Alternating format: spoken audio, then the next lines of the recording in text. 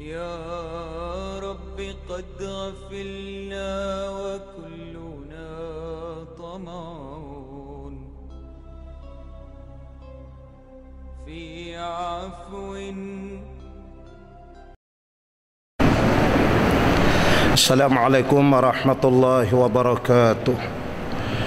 إلى حضرة النبي سيدنا محمد المصطفى رسول الله صلى الله عليه وسلم وكافة الأنبياء والمرسلين والملائكة المقربين والكروبين وعلى سادتنا أبي بكر وعمر وعثمان وعلي وإلى بقية الصحابة أجمعين وعن التابعين وتابعيهم بإحسان إلى يوم الدين، وخصوصا لروحين محمد ناصر بن عبد الله شيء لله لهم الفاتحة.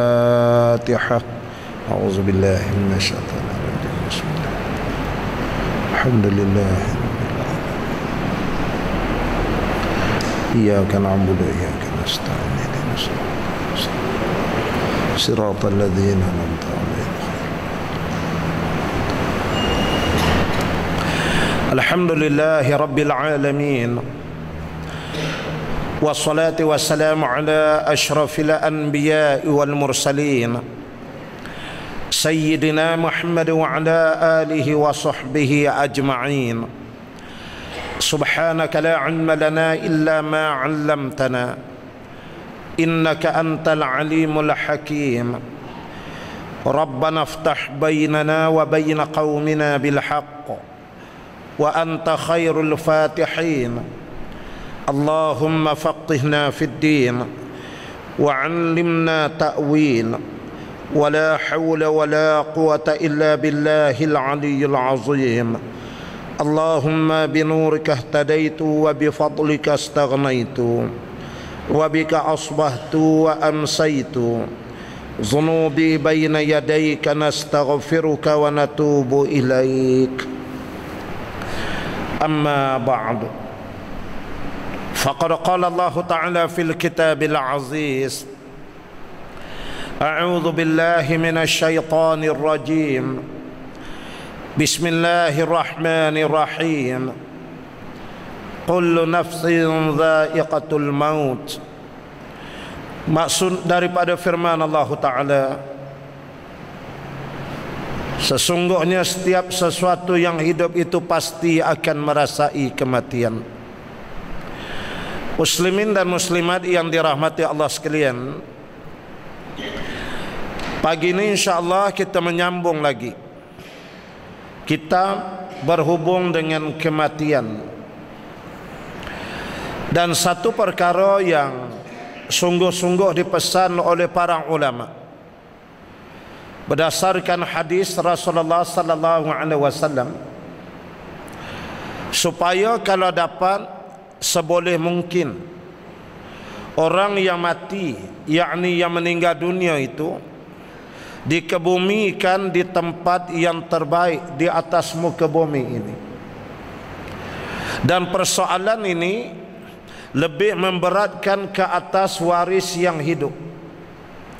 Waris itulah yang mampu dan boleh menentukan sehabis mungkin agar dapat kiranya janaiz, yakni jenazah itu kalau nak ditanam, tanamkan di tempat yang terbaik di atas muka bumi. Adapun bagi yang meninggal dunia, peluang dia untuk memesan ni sebelum dia mati atas sifat wasiat. Itu sahaja. Bila dia berasa dah dekat dah, saya wasiat ni, kalau sekiranya saya meninggal dunia, tanam bagian-bagian tempat dia. Dia minta di tempat yang baik. Tapi umumnya benda ni kita yang hiduplah warisnya itu. Cuba usahakan letak mayat ini disimpan di tempat yang terbaik. Tempat yang paling terbaik di atas dunia ni untuk kita kebumikan jenazah ialah bumi Madinah. Sesudah itu baru bumi Mekah, kemudian Baitul Maqdis, kemudian diurutilah dengan bumi-bumi yang lain. Itu dari segi buminya. Tentulah dalam kedudukan kita yang jauh di Malaysia ni, meninggalnya di Gombak, macam manalah nak dihantar ke Madinah pula. Kecuali kalau memang kita buat haji atau umrah, meninggal di Madinah, alhamdulillah wa syukrillah, rezekilah. Tapi kalau dah digombak ke di mana-mana, tengoklah di tempat dimakamkan berhampiran dengan perkuburan orang-orang yang baik. Ini penting ya, supaya ada rahmat dan keberkatan bagi orang yang meninggal dunia itu. Saya menyambung pagi ini pada muka surat 62, perenggan yang paling akhir daripada bawah. A'udzu billahi minasyaitonir rajim. Sa'ad bin Abi Waqqas dan Sa'id bin Zaid radhiyallahu anhum pernah berpesan agar jenazah mereka diusung dari Ka'bah menuju ke permakaman Baqi' untuk dimakamkan di sana. Hal itu kerana mereka tahu keutamaan Madinah yang bukan rahasia lagi. Tetapi jika keinginan meninggal dunia di Madinah tidak kesampaian, cukuplah ia dikubur di samping kubur para syuhada dan orang-orang saleh. Ya, Sa'ad bin Abi Waqqas ini seorang sahabat radhiyallahu an. Dialah yang memimpin tentera-tentera Islam dengan izin Allah sehingga sampai ke negara China, membuka laluan dakwah secara muwajahah silmiyah.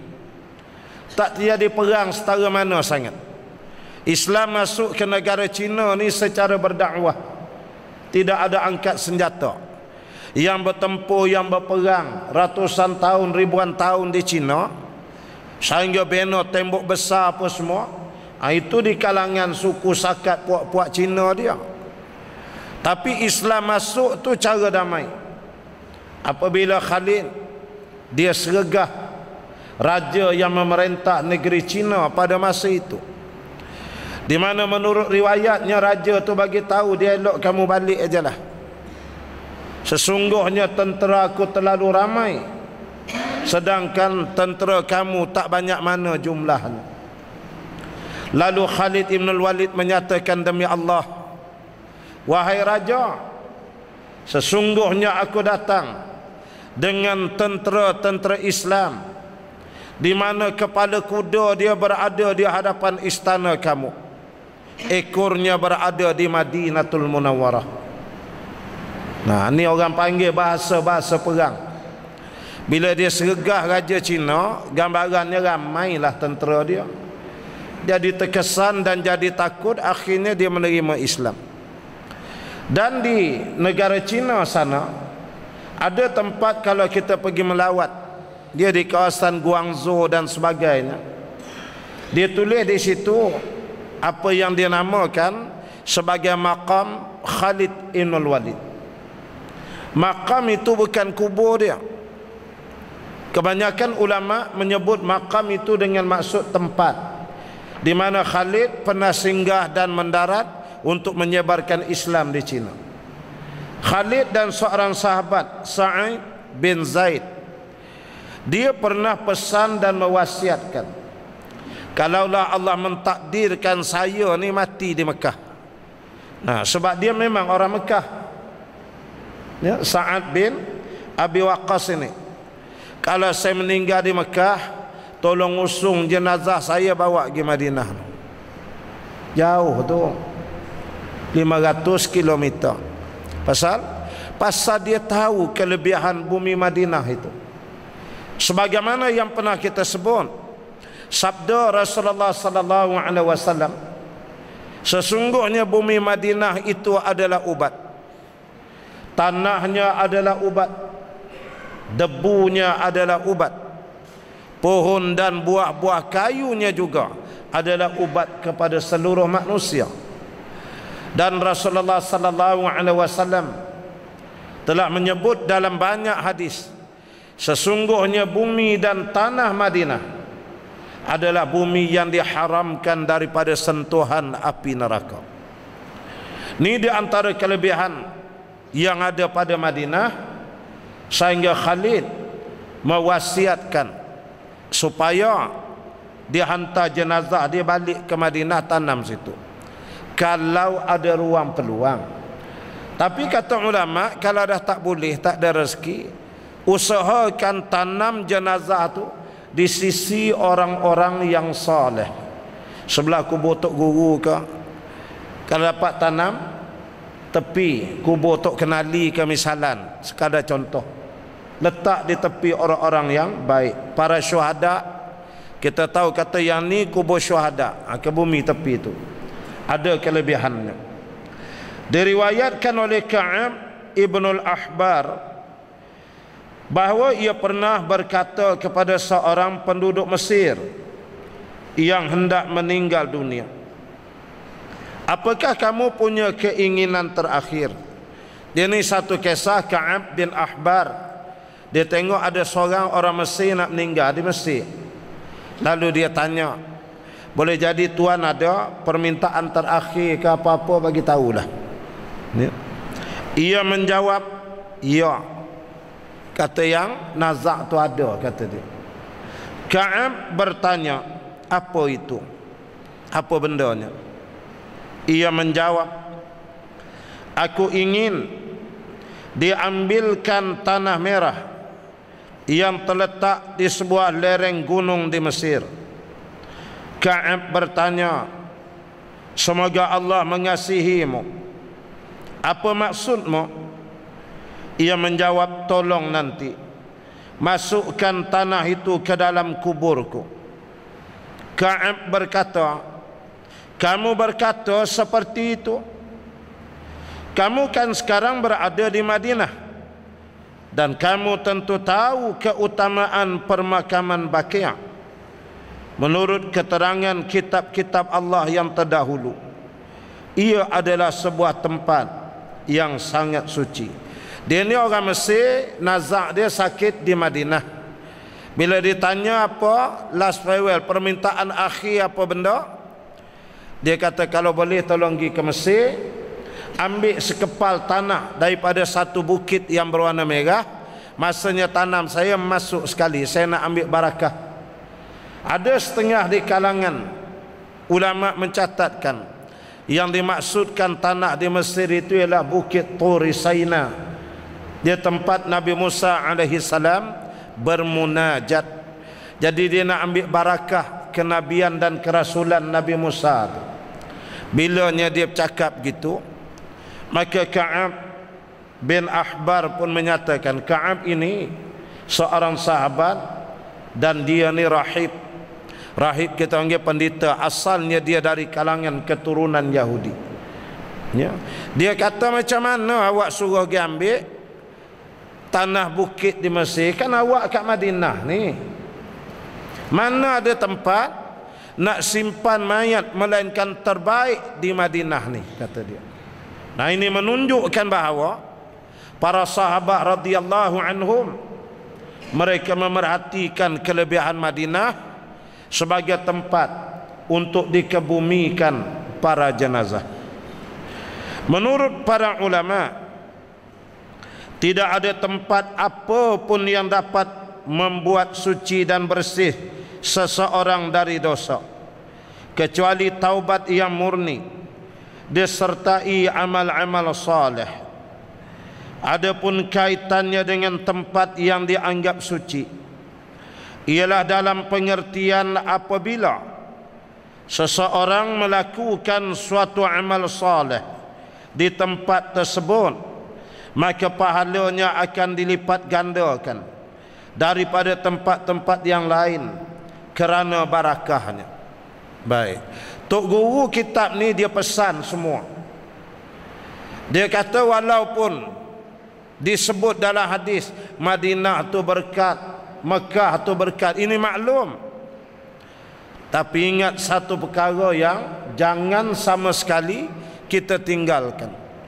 Kunci sebenarnya kita ni sebelum mati tu kena bertaubat. Yang tu tengok sama, dia kata. Jangan dok kira nak bumi berkat bertaubat, tidak. Jangan pula kita macam mengambil sikap take for granted.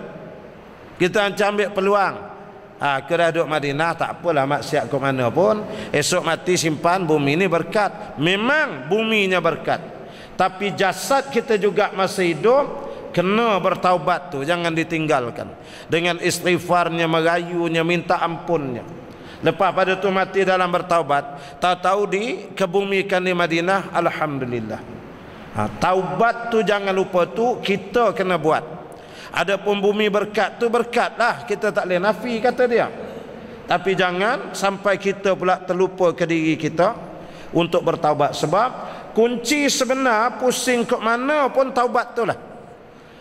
Bertaubat itu terpenting sekali.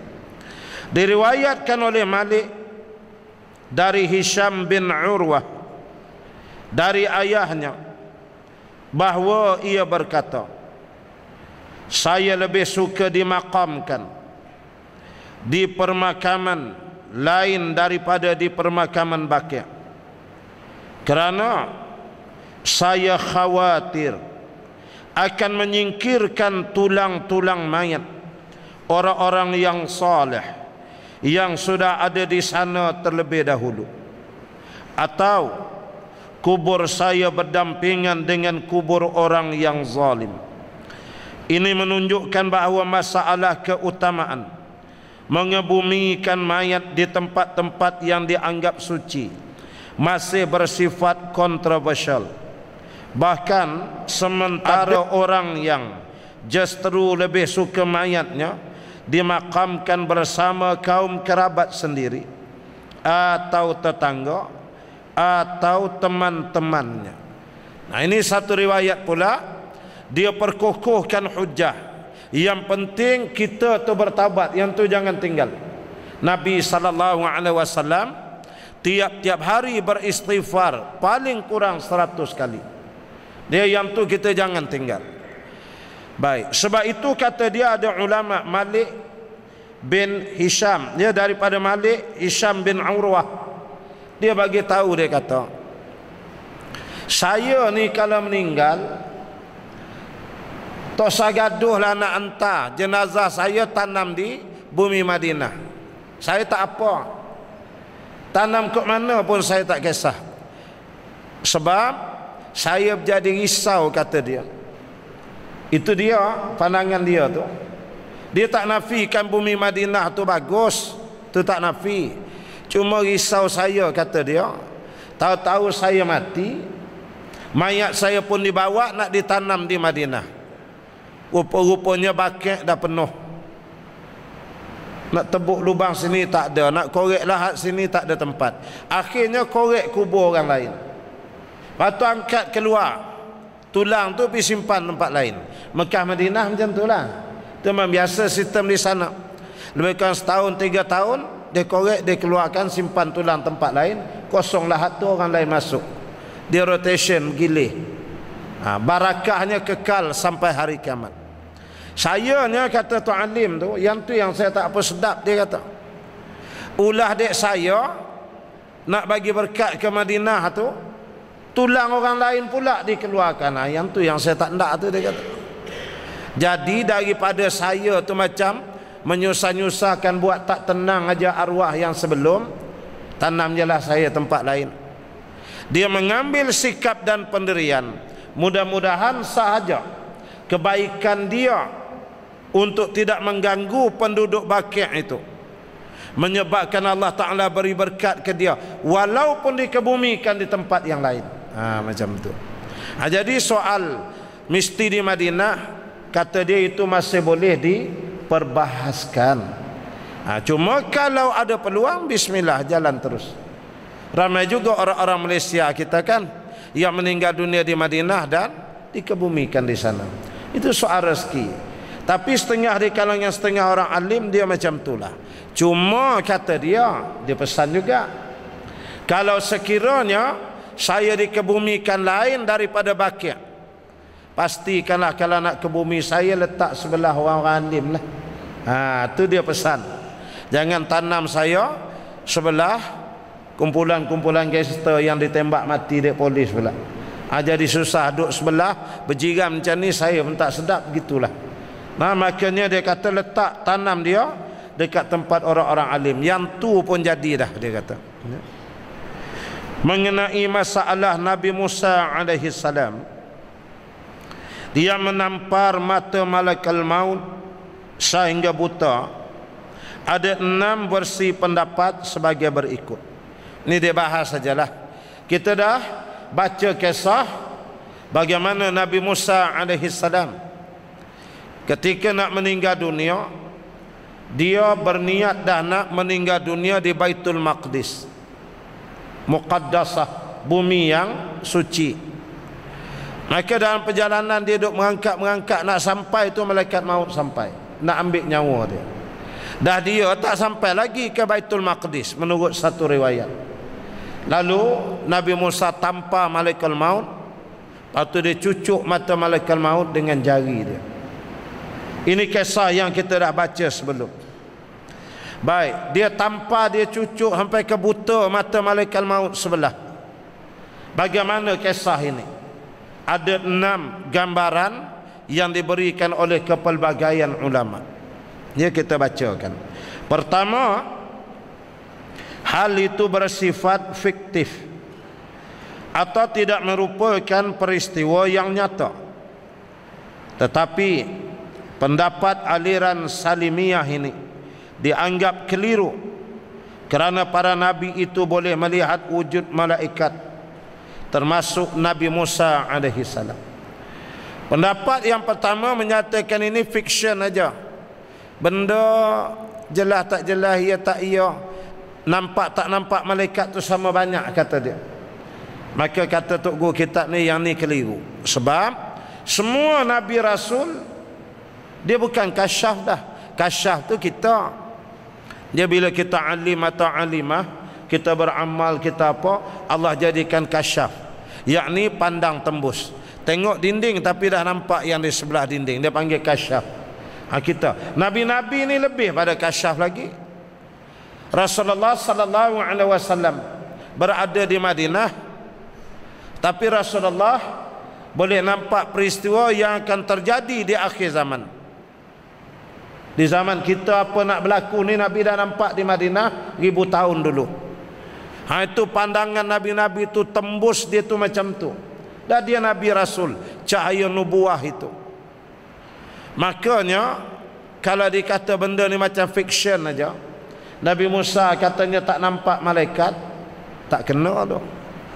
Pasal mata Nabi-Nabi dia tak macam mata kita. Apalagi Nabi Muhammad sallallahu alaihi wasallam, dia melihat ke depan dengan belakang sama jelas, tanpa payah Nabi nak berpusing ke belakang, tak ya. Dia duduk macam ni je. Macam mana kita jelas tengok ke depan, macam tu jelas Nabi waktu macam ni di belakang nampak, tak payah dia pusing-pusing. Itu mata Rasulullah sallallahu alaihi wasallam.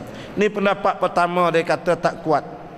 Yang kedua, peristiwa itu merupakan pengalaman spiritual dan ini majaz atau bukan hakikat yang sebenarnya. Pendapat yang kedua menyatakan benda tu tertakluk di bawah mukjizat. Tu saja. Tok Saduk bahas panjang lah, dia kata. Cucuk pakai jari nombor berapa, dia kutil mata malaikat, tu Saduk bahas. Ceritanya malaikat kena tampar. Berbahas pula berapa kali kena penampar. Boleh jadi ada tambah sidekick pula, tu saya bahas. Ini kira mukjizat, habis kunci duduk situ. Itu satu kaul ulama. Dia tak hendaklah kita meleret-leret, merapu-rapu, tak ketahuan tanpa dalil nanti. Letak yang tu majaz. Majaz makna suatu yang sungguh mengkagumkan. Hebatlah tu, malaikat maut boleh kena tampar ni. Kita pun kalau kena tahan dek polis tu pula pangkat inspektor, dia nak saman kita tampar dia macam ke dalam jawab dia. Begitu. Dia jadi ke ini ke mukjizat sudah, kata dia. Yang ketiga pendapat, mungkin Nabi Musa alaihi salam tidak tahu kalau itu malaikat maut yang diutus oleh Allah untuk mencabut nyawanya. Nabi Musa alaihi salam mengira ia orang biasa yang masuk rumahnya tanpa izin. Kerana menginginkan nyawanya, Nabi Musa alaihi salam berusaha mempertahankan diri dengan cara menampaknya sehingga menyebabkan kebutaan. Hal itu sangat mungkin terjadi, tetapi menurut Imam Abu Bakar bin Khuzaimah, pendapat ini justru bertentangan dengan isi hadis itu.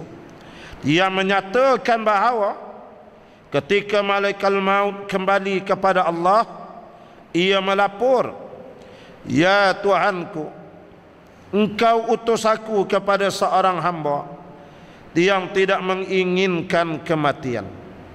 Seandainya benar Musa alaihi salam tidak mengenal malaikat maut, tentu malaikat maut tidak sampai melapor kepada Allah seperti itu." Ini pendapat ketiga.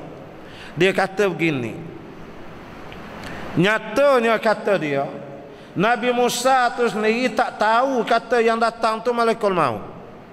Dia berupa takut ingat pencuri ke pahala ayat dululah.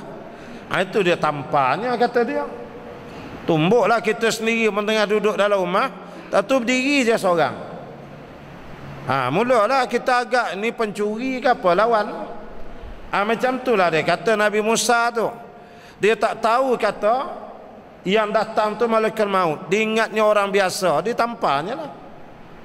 Itu satu kaul. Tapi ada ulama lain pula memberi pandangan tak berapa tepat cakap macam tu kata dia. Sebab kalau dibaca sampai ke sudah riwayat tu, akhirnya malaikat maut naik ke atas mengadu ke Allah Ta'ala. Dia kata, "Ya Allah, tergamak Nabi Musa tampar aku pergi cucuk kutil mata aku pula." Bukan dia tak tahu kata aku malaikat maut. Jadi yang tu menunjukkan Nabi Musa tahu kata yang tu malaikat maut. Macam mana nak kata dia tak kenal pula? Itu perbahasan ya. Tapi penampar tu jalanlah. Yang keempat, Nabi Musa alaihi salam dikenal emosional. Ia sangat marah terhadap malaikat maut yang bertindak kasar kepadanya. Demikian pendapat yang dikemukakan oleh Ibnul Arabi dalam kitabnya Al-Ahkam. Tetapi pendapat ini keliru, kerana para nabi dan rasul alaihi wassalatu wassalam tidak mungkin melakukan perbuatan yang tidak terpuji seperti itu. Dia pendapat yang keempat menyatakan memang jadi macam tu pasal Nabi Musa ni pun kata dia pemarah sangat, sampai tak boleh kontrol emosi sangat. Itu yang naik penampar tu. Kata Ibnul Arabi dalam kitab Al-Ahkam, cakap macam tu tak kena dah ke Nabi-Nabi, tak boleh. Sebab Allah memang jadikan Nabi Rasul ni penyabar orangnya. Habis tak reti marah lah Ustaz, reti marah, tapi mereka manusia yang mampu mengawal kemarahan mereka. Jadi sampai kau kata emosional, sampai ke merah muka naik syah pergi tampar malaikat, tak. Kata pemarah begitu sampai tak terkawal, itu bukan. Para nabi mereka boleh mengawal kemarahan mereka. Lihat saja Rasulullah sallallahu alaihi wasallam dalam peperangan Uhud. Bila pipi dah koyak rabak, gigi dah patah, sambil dia bukan bertetap mengelak-mengelak orang duk terajang masuk dalam lubang sampai tersepit di kaki bukit Uhud itu. Sambil duk tetap macam tu, tengok ucapan Nabi. Apa Nabi kata? Rasulullah sallallahu alaihi wasallam bersabda, "Manalah ada kaum yang melukakan wajah Rasul dia, tiba-tiba dia menang. Takkan menang kaum macam ni." Itu je Nabi kata. Dia tak sampai celaka haram jadah nate mu dah. Dia kawal para nabi. Ada rasa marah tu dibaling dengan batu di Taif. Allahumma hdi qaumin fa innahum la ya'lamun. Ya Allah, berilah petunjuk kaumku, mereka tidak mengetahui. Ada marah tu tapi mampu mengawal kemarahan. Jadi dia kata sampai beritahu ke Nabi Musa emosional naik angin sampai tak terkawal, tidak. Itu bukan nabi-nabi. Yang kelima, menurut pendapat Al-Mahdi, pada saat Nabi Musa alaihi salam menampar Malakul Maut menjelma dalam bentuk lain, kerana ia memang termasuk makhluk yang boleh menjelma apa sahaja yang sesuai keinginannya. Ada juga yang menyebut memanglah Nabi Musa tampar, mau dia tak tampar. Malakul Maut datang dalam rupa lain. Jika kalau datang rupa asal mesti dia tak tampar. Dia kata gitu pula. Dia pasal Nabi Musa pun tak tahu. Kalau dia tahu Malakul Maut takkan dia buat macam tu. Tentu dia faham utusan Allah yang datang. Yang keenam, dan ini insya-Allah merupakan pendapat yang paling sahih. Jumhurul ulama kebanyakannya memegang pendapat yang ini, iaitu Nabi Musa alaihi salam sudah tahu bahawa sebelum Allah mencabut nyawanya, ia akan memberinya khabar gembira terlebih dahulu. Kerana itu ketika Malakul Maut datang begitu sahaja untuk mencabut nyawanya, secara refleks Nabi Musa menamparnya hingga kedua matanya menjadi buta. Hal itu untuk memberi pelajaran kepada Malakul Maut, kerana sebelum mencabut nyawa Nabi Musa alaihi salam, ia tidak mahu menyampaikan khabar gembira terlebih dahulu kepadanya. Salah satu bukti yang menunjukkan kebenaran pendapat ini ialah bahawa ketika Malakul Maut datang lagi kepada Nabi Musa alaihi salam untuk menawar apakah ia memilih tetap hidup atau mati, ternyata Nabi Musa alaihi salam memilih mati dan tunduk. Sesungguhnya Allah yang mengetahui segala yang ghaib. Umumnya ulama lebih menyukai dan berpegang pendapat ini, bahawa Nabi Musa alaihi salam tahu yang datang tu Malakul Maut. Dia tahu, walaupun Malakul Maut tu berupa, tapi merenung mata je tahu dah naik bulu gemar. Tengok je bulu gemar naik dah. Dia orang nak ambil nyawa kita lah. Terasa dia punya gelombang itu ada. Tahu dah Nabi Musa. Cumanya kita maklum, Nabi Musa dan kaumnya, ulah dek kaumnya Bani Israel yang jahat kufur engkar tu, tak nak ikut perintah Allah, mereka disesatkan di padang pasir Sinai 40 tahun. Berpusing-pusing balega-lega dalam padang pasir itu, sampai sebahagiannya mati. 40 tu baru Nabi Musa alaihi salam jumpa jalan keluar. Lepas itulah Allah Ta'ala beri kemenangan. Maknanya nak menang ni ambil satu generasi. Generasi lama yang tua-tua tu meninggal habis, naik generasi Facebook baru boleh menang. Sebab maklumat tu tersebar dengan jelas dan nyata, dengan gambarnya.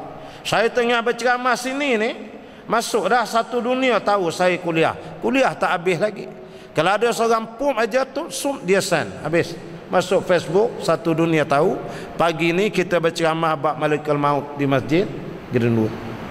Begitu, sebab generasi baru. Dah kalau 50 tahun ni generasi baru dah lah, insya-Allah lah kali ni ya. Jadi dia nak menyebut bahawasanya Nabi Musa tahu. Cuma bila dia dikepung 40 tahun tu, dia berniat dia nak meninggal dunia di kawasan Palestin, di Baitul Maqdis. Dan dalam keadaan tua letih, dia duduk angkat-angkat, Malaikat Maut datang-datang terus nak ambil nyawa. Itu yang dia tampak. Sedangkan Allah telah menjanjikan memang Nabi Musa akan dapat masuk dan meninggal dunia di bumi Palestin itu. Sebab itu Palestin itu haibat, bumi yang disebut di dalam Al-Quran, Subhanalladzi asra bi'abdihi lailam minal masjidil haram ilal masjidil aqsa alladzi barakna haulah. Itu dalam Quran. Maha suci Allah yang menjalankan hamba-Nya di malam hari dari Masjidil Haram ke Masjidil Aqsa yang diberkati di sekitarnya. Nya tu dengan maksud Masjidil Aqsa tu. Di sekitar Masjidil Aqsa ialah bumi Palestin. Bumi Palestin Allah kata barakna haulah, yang diberkati di sekitarnya, yakni bumi Palestin tu penuh berkat. Tiba-tiba ada ulama menyatakan di Palestin tu tidak ada jihad. Melawan Israel di Palestin tu kerja bodoh. Tu bukan kerja bodoh, ulama tu bodoh, cakap tu biar elok sikit. Orang berjuang berjihad, dikata tidak ada jihad di Palestin. Sedangkan disebut oleh para ulama banyak di dalam kitab, bumi Palestin selain Mesir dikenali sebagai bumi Anbiya. Macam mana kata tak ada jihad di Palestin? Dah mati kata semua. Syekh Izzuddin Al-Qassam, Syekh Ahmad Yasin, sampai terbelah dua kepala dia dibantai dari roket Israel, mati kata semua. Saya pun tak faham ulama apa macam ni bercakap. Jadi dengan Nabi Musa alaihi salam, dia nak masuk, sepatut malaikat maut tunggulah 2-3 langkah lagi je. Main serbu itu dia tampak. Nak mendidik malaikat maut tu, beradab dah sikit nak ambil nyawa nabi-nabi ni. Betul lah kamu bertugas, tapi biar kena cara bertugas tu, buat cara elok. Nyawa nabi-nabi, nama orang alim, nyawa orang-orang yang saleh, ambil elok-elok. Begitulah, sebagai reminder lah kita kira ni, beringat-ingat ke malaikat maut. Tapi ada hikmahnya telah kita sebut. Selepas daripada itulah malaikat maut minta kepada Allah supaya jangan saya datang ambil nyawa tu nampak di orang lain, gaibkan aja, tak nampak. Yang nampak orang nak mati tu mencungap-cungap, senyap terus. Yang saya tarik tu tak nampak. Kan nampak, takutlah kau pergi ke Gombak, penampak orang Gombak ni kuat juga. Kena lah 3 liang 3 rewut ni kan, 2 liang Seri Gombak, malaikat maut pula jalan, dia pun takut juga. Start hari tu dia gaib, dia hilang, tak nampak. Yang kedua, kita tahu malaikat maut minta kepada Allah supaya tolong saya jalan kerja saya ni, jadikan setiap kematian tu ada dalilnya. Sebab tiap kali saya cabut nyawa, saya kena marah. Yang mati bini mengamuk laki, tak guna punya malaikat maut. Elok aku 2 laki bini, matikan bini aku. Yang mati anak, mak bapak maki marah ke saya pula. Haram malaikat maut ni, ada kan nyawa anak aku diambil. Padahal saya jalan tugas saja. Wahai Allah, tolong ya Allah, mulai hari ini selain saya tu tak nampak, datangkanlah kepelbagaian dalil sehingga bila mati je saya tu tak disebut, tak nampak galak nak marah ke saya sangat. Maka Allah bersetuju. Sebab itulah lepas daripada peristiwa tu, sampailah hari ni, sampai kiamat lah, bila orang mati je tak ada marah ke malaikat maut. Ustaz, dapat berita dah Ustaz. Berita apa? Hamba Allah tu Ustaz, kawan rapat kita sianu-sianu tu meninggal. Masya Allah, bila? Malam tadi Ustaz. Di mana meninggal? Dekat laut Ustaz. Tengah mancing malam, cuti sekolah dengan anak-anak. Dia pukul, dia ombak, dia gulung, dia ombak, meninggal. Ombak, malaikat maut tak bunyi dah. Ustaz, ya, Kak Joyah kita yang rajin kuliah tu Ustaz meninggal tengah hari semalam. Innalillahi, ya ke? Iya Ustaz. Bila, kenapa meninggal dia? Dah tengah beranak Ustaz. Beneran-beneran anak tu, anak hidup meninggal mak dia, tengah beranak. Malaikat maut tak bunyi dah. Sianu-sianu meninggal Ustaz. Bila? Pagi kemarin tengah dengar kuliah, duduk depan sekali, batuk, tumbang terus Ustaz. Batuk, malaikat maut tak bunyi dah. Begitulah Allah buat. Terjadi je kematian, yang lain naik, nama malaikat maut tak ada. Dia tak kena marah dah. Kencing manis lah, darah tinggi lah, stroke, itu yang keluar. Allah Ta'ala jadikan dalil untuk jangan dia tu kena marah semacam. Diriwayatkan oleh At-Tirmizi, Al-Hakim, yakni Abu Abdullah dalam kitabnya Nawadir Al-Usul, sebuah hadis dari Abu Hurairah radhiyallahu an, bahawa Rasulullah sallallahu alaihi wasallam bersabda, semula malaikat maut datang kepada manusia untuk mencabut nyawanya secara terang-terangan, sampai ia mendatangi Nabi Musa, lalu ditampar yang mengakibatkan kedua matanya menjadi buta. Pada akhir hadis disebutkan, sejak peristiwa itu malaikat maut mendatangi manusia secara diam-diam. Itu hadis sahih. Dia Nabi sebut kerana peristiwa dengan Nabi Musa itulah, senyap tak tahu mati je, hilang malaikat maut. Nah ya, kerana peristiwa itu. Anjuran menguburkan mayit di tengah-tengah kubur orang-orang yang saleh diriwayatkan oleh Abu Sa'id Al-Malayini dalam kitabnya Al-Mu'talaf wal Mukhtalaf, dan oleh Abu Bakar Al-Kharaisi dalam kitabnya Al-Qubur. Hadis riwayat Tirmizi dari Sufyan Ats-Tsauri dari Abdullah bin Muhammad bin Aqil dari Muhammad ibnul Hanafiyah dari Ali, bahawa ia berkata, Rasulullah sallallahu alaihi wasallam menyuruh kami untuk menguburkan orang-orang mati kami di tengah kaum yang saleh, kerana orang-orang yang telah meninggal dunia itu merasa terganggu oleh tetangga yang buruk, sebagaimana yang dialami oleh orang-orang yang masih hidup. Dia ada riwayat Nabi kata, kalau ada siapa meninggal di kalangan kamu, kalau bolehlah macam disebut awal tadi, usahakan tanam dia tu di perkelilingan perkuburan orang-orang yang saleh. Jadikan orang saleh, orang alim, tok-tok guru, orang mati syahid yang telah dikebumikan, letak dia sebelah tu, dia di tengah ke di ujung ke kawasan persekitaran, kerana dia akan berjiran dengan jiran yang baik, yang ada kesan. Sebagaimana Nabi kata, bila kamu di atas dunia berjiran dengan jiran yang baik, tentu memberi kesan yang baik kepada kamu. Macam itulah berjiran di alam barzah tu, Nabi kata.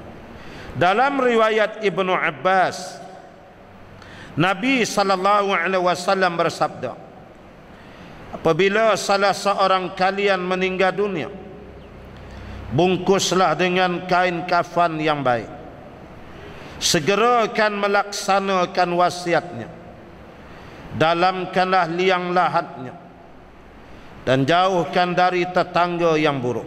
Ini Nabi pesan. Bila meninggal, pertama tanam kapan elok-elok. Yang kedua, kalau boleh tanam tu ditanam di kawasan orang-orang ya yang baik-baik. Kemudian lahat dia tu dalamkan. Itu yang kita buat 6 kaki lebih. Ibu-ibu, bapak-bapak, saya tidak tahu apa nak jadi dengan negara Malaysia ni. Kadang-kadang kerana harta benda dan keuangan, kadang-kadang hanya kerana projek, mereka melanggar dan pijak semua hukum-hukum Allah.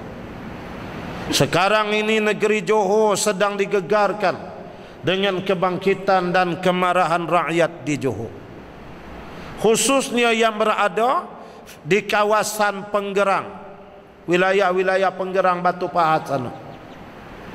Situ kerajaan nak buat kawasan loji penapisan minyak. Tak apalah nak niaga, nak projek apa, kalau boleh manfaat boleh buat.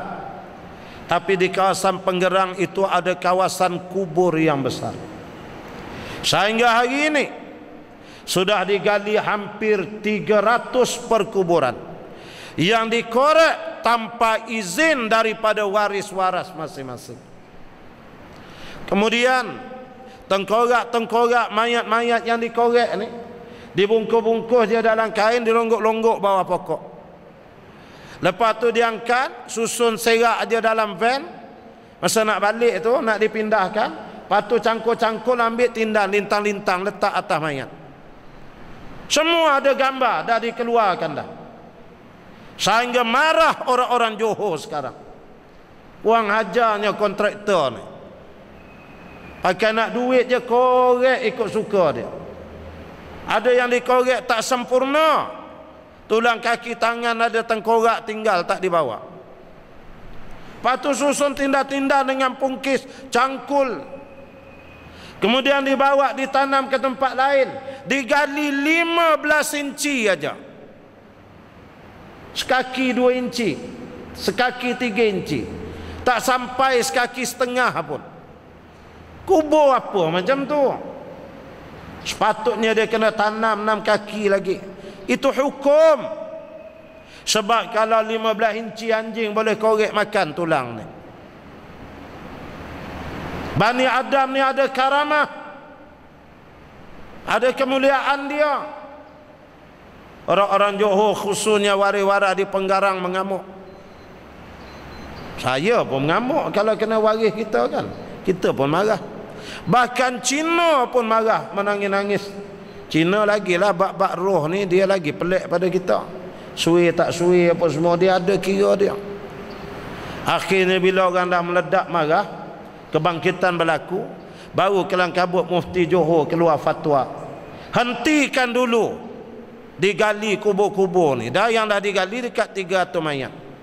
Dari awal apa tak keluar fatwa? Natang kontraktor ni pula awal-awal tak jumpa Mufti, tanya kepala otak atau duit aja. Sehingga terhina jenazah tok-tok wan, tok-tok nenek kita. Apalah jadi macam ni. Padahal Johor tu kira paling kuat agama lah tu. Sekolah agama paling banyak di Johor. Kalau bak kasidah ni, marhaban ni, Johor lah. Itulah rupanya. Bab-bab mayat tak dihormati. Padahal mereka wajar dihormati macam menghormati kita yang hidup. Iya. Itu yang macam Nabi kata, tanamkan yang mati berjiran dengan orang saleh. Macam mana atas dunia kamu berjiran dengan orang saleh, kamu selamat. Macam tu di bawah tu Nabi kata. Kan ada kaitannya tu. Tapi itulah yang berlaku di Penggarang. Yang ada ni tak ada agama-agamanya. Pakai buat ikut suka. Suatu penghinaan kepada jenazah umat Islam. Seorang sahabat bertanya, "Ya Rasulullah, apakah tetangga yang baik itu bermanfaat di akhirat?" Nabi SAW bertanya kembali, "Apakah tetangga yang baik bermanfaat di dunia?" Sahabat tanya, nak tanam tepi kubur orang saleh ni, ada ke kesan dia? Nabi kata, atas dunia awak berjiran dengan orang saleh ada kesan tak? Rasulullah tanya. Mereka menjawab, iya. Ya tentulah ada kesannya, doa dia, amalan dia, barakah dia. Lalu Nabi SAW bersabda, demikian pula ia bermanfaat di akhirat. Demikian dituturkan oleh Az-Zamakhsyari dalam kitabnya Rabi'ul Abrar. Dia jadi hadis itu menunjukkan ada manfaat, ya, ada kesan yang meninggal tu tanam di sisi perkuburan orang-orang alim, orang soleh, tok-tok guru, sangat memberi kesan yang baik. Walaupun ada di kalangan manusia ni dia nak ke bumi, di kalangan keluarga-keluarga ada juga. Tapi kalau dapat di sisi perkuburan orang alim dan para syuhada. Wallahu alam, kita tangguh dengan tasbih kifarah suratul Asr dan kita tutup dengan bacaan doa. Subhanakallahumma wa bihamdik nashhadu an la ilaha illa anta nastaghfiruka wa natubu ilaik. Bismillahirrahmanirrahim.